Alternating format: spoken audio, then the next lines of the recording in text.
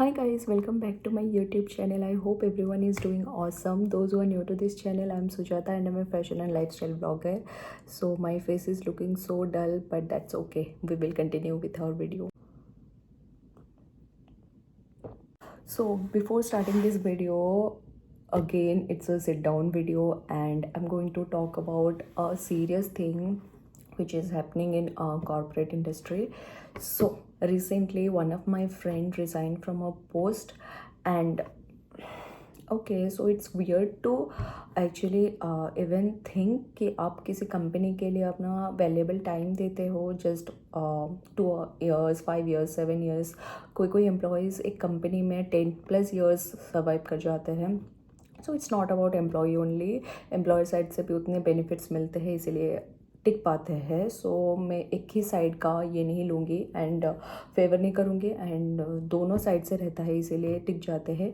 But normally जो employees होते हैं जिनके पास, देखो आप एक बार अर्न करना चालू करते हो so you start thinking about your future and everything. So जिनका बैकग्राउंड थोड़ा सा नॉर्मल, मतलब फाइनेंशियली जो स्टेबल नहीं है, they have to do things on loans. Like आपको मंथली EMIs रहते हैं, रेंट बने रहते हैं, पेरेंट्स के मेडिसिन्स, घर के खर्चे. कोई मेरे एज के लोग हैं जो पूरे घर के खर्चे उठाते हैं. So it's too difficult without job. अगर आपके हाथ से जॉब चली जाती है तो सारा कुछ मैनेज करना, बिकॉज हार्डली ही लोग सेव कर पाते हैं, इन्वेस्ट कर पाते हैं, right. So okay, on basis of that कोई एम्प्लॉयज़ होते हैं जो इंस्टेंटली जॉब नहीं छोड़ पाते हैं and they have to continue, चाहे कितना भी प्रॉब्लम्स हो, कुछ भी हो, टीम अच्छी नहीं है. Okay, I am so sorry for the interruption, but कोई एम्प्लॉयज़ होते हैं अपने पर्सनल रीज़न के वजह से इतनी जल्दी जॉब नहीं छोड़ पाते हैं without any another job in hand. So that's why उनको कंटिन्यू करना पड़ता है, राइट. तो उतना अच्छा फैसिलिटी ना होने के बाद भी, सैलरी का इशू होने के बाद भी लोग कंटिन्यू करते हैं. मिनिमम 3 years 5 years तक रह जाते हैं, राइट. और उसके बाद आप ऑल ऑफ सडन रिज़ाइन करते हो बिकॉज आपको कोई बेटर अपॉर्चुनिटी मिला है, या फिर आप फ्रस्ट्रेटेड होकर कुछ भी सिचुएशन होता है and you resign from your job.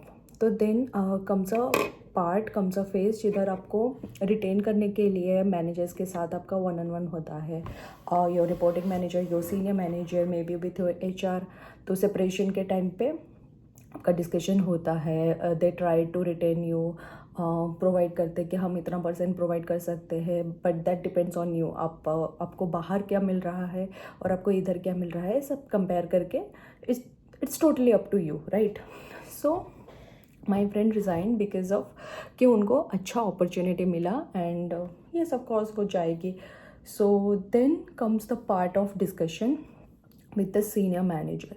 तो अगर आपने कुछ वैल्यूएबल टाइम दिया है तो यू डिज़र्व कि आपको अच्छे से ट्रीट किया जाए, आपको एक रेस्पेक्टफुल वे में, I am sorry I fumble, but एक रेस्पेक्टफुल वे में आपको आपसे बात की जाए, because why not, right.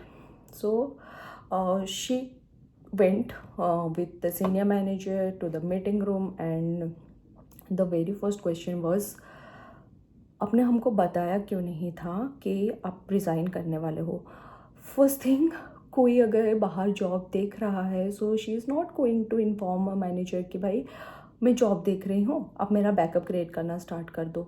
It's like illogical thing to ask for, because आप खुद ही श्योर नहीं हो कि आप सिर्फ जॉब देख रहे हो, आपके पास जॉब है नहीं अभी. So it's totally irrelevant question कि आपने हमें पहले बताया क्यों नहीं.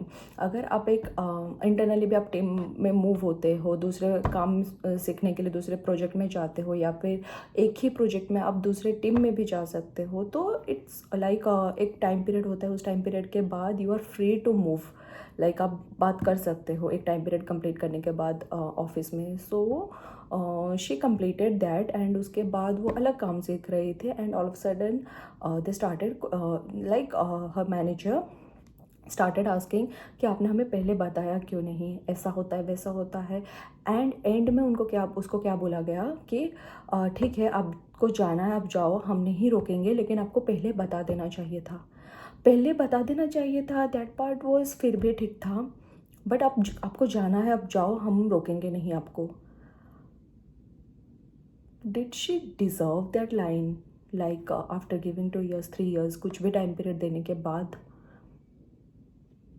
May be that was a first job. Okay, so आपको रिटेन करने के लिए बात की जाती है तो ऐसे बात की जाती है क्या? आई वॉज सो शॉक्ड कि कोई आके आपको ऐसे बोल रहा है कि आपको जाना है तो जाओ, तुझे जाना है तो जा, लेकिन आपको बता देना चाहिए था। So you are expecting someone to ask like to consult with you before कि मैं जाने वाली हूँ। On basis of what you are expecting?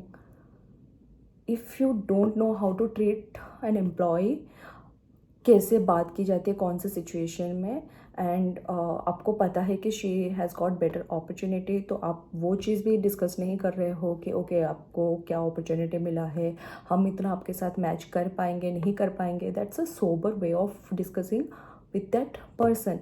But आप क्या कर रहे हो? You are not even discussing that. You are not even like okay, so and so, okay, we are glad that you got the opportunity and all, so we can give max to max this much percentage, तो आप उसमें agree करते हो क्या to continue with us?